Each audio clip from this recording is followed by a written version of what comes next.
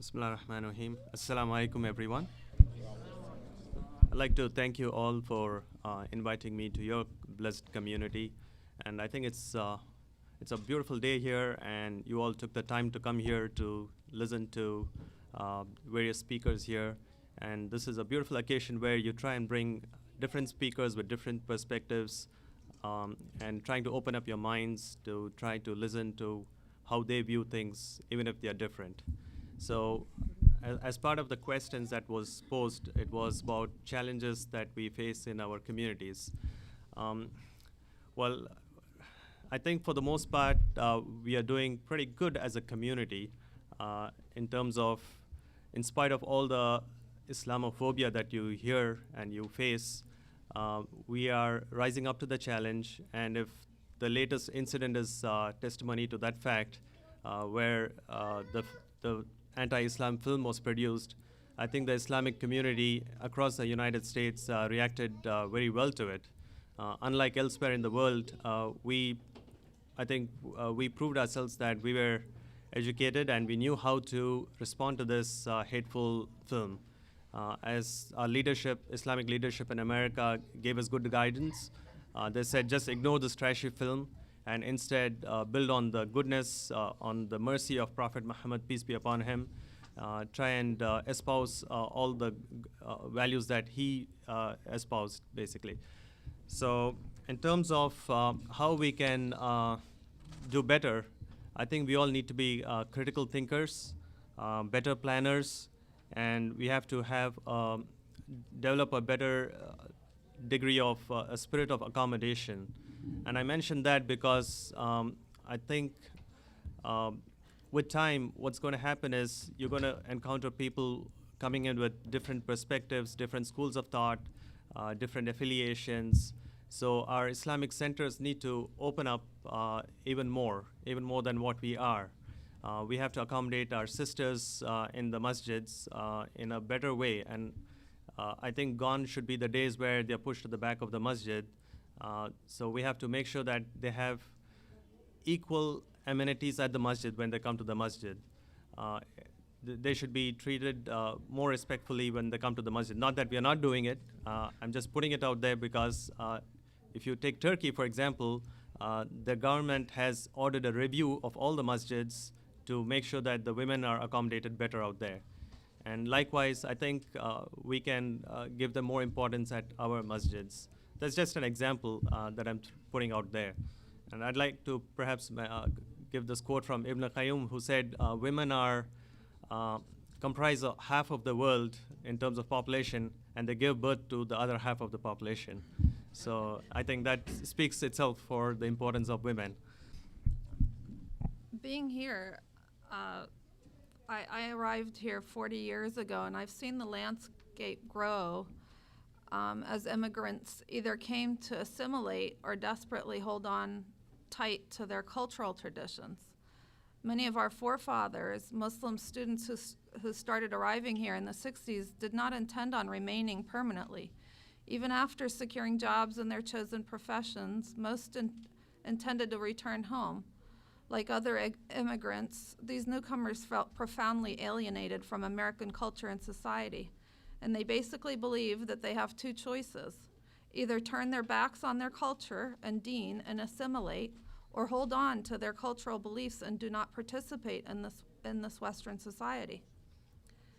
However, I believe that we as Muslims are unnecessarily burdening ourselves and our children with the struggle to choose. There is no clash, and indeed we can assimilate while holding on firmly to our deen, which more often than not is in sync with the same moral beliefs of our non-Muslim counterparts. And it's incumbent upon the Muslim community to set forth the example for strong and effective leadership by taking advantage of the opportunities to address the challenges of our communities and the greater society in which we live. To not only be active participants, but to be great leaders with characters that draw examples from our sunnah that the Prophet Muhammad ﷺ demonstrated for us so successfully. The challenges facing the community are not only political, but also spiritual and social. Ultimately, it's important to remember that Islam is a true democracy, and protecting our civil liberties, basic human rights in every aspect of society is incumbent upon us. Many Muslims today continue to believe that it's haram to vote in America.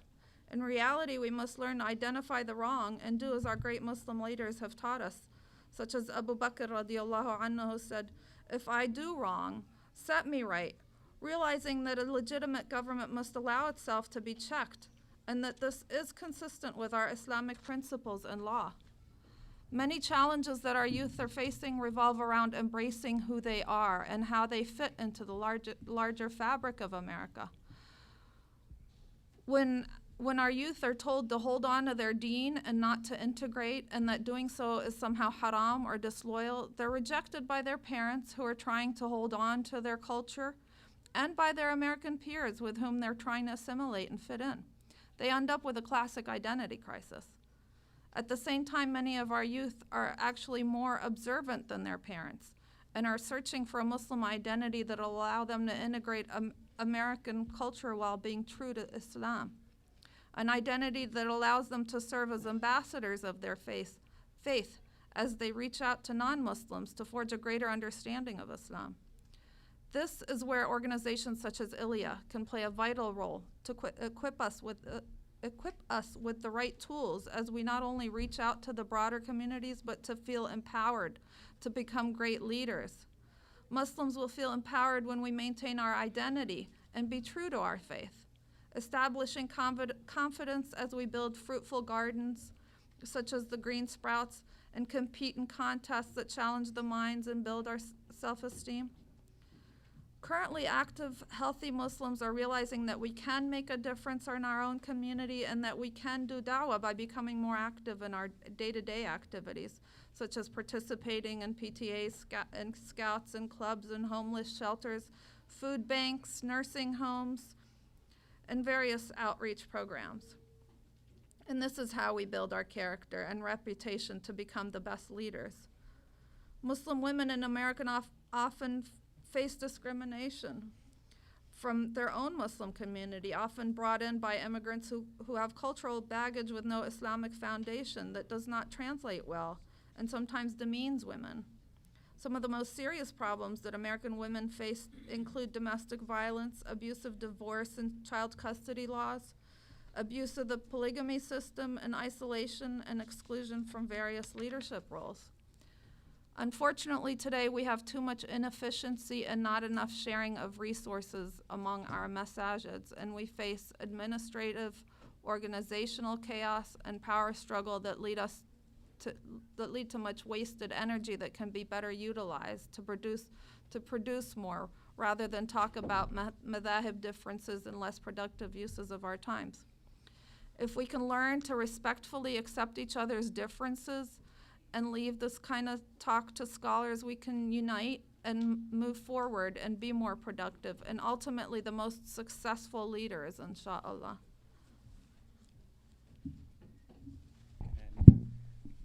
Can I add more? Oh yeah, I'm so sorry. I'd like to go add on to what Sister Lana said. I think we should consider ourselves in a post-assimilation and post-integration phase. We should put ourselves in a participation and contribution phase. We need to be more active in our communities, both locally and nationally. If you had noticed the Democratic Convention, which happened about a couple of weeks ago, it was reported that we had record number of Muslim delegates at the conference. I think this is a very good step that we are taking. And also, it's not like we have to be either Democrats or Republicans. We have to see ourselves on both sides of the parties because it all has to do with where you fit in locally. Maybe you need a Democratic senator, but a Republican congressman would perhaps serve your interests better. So it's not like either or. Political affiliation should be set aside, and you have to vote for a candidate who's going to serve your community better, not necessarily always who will be good for the Muslims. Congressman Keith Ellison, alhamdulillah, he was the first elected Muslim congressman. Let's not assume that he's going to solve the Palestine problem for us as Muslims. He's there to serve his constituency. So there's more that we need to do in terms of our expectations and support candidates who are stepping up there.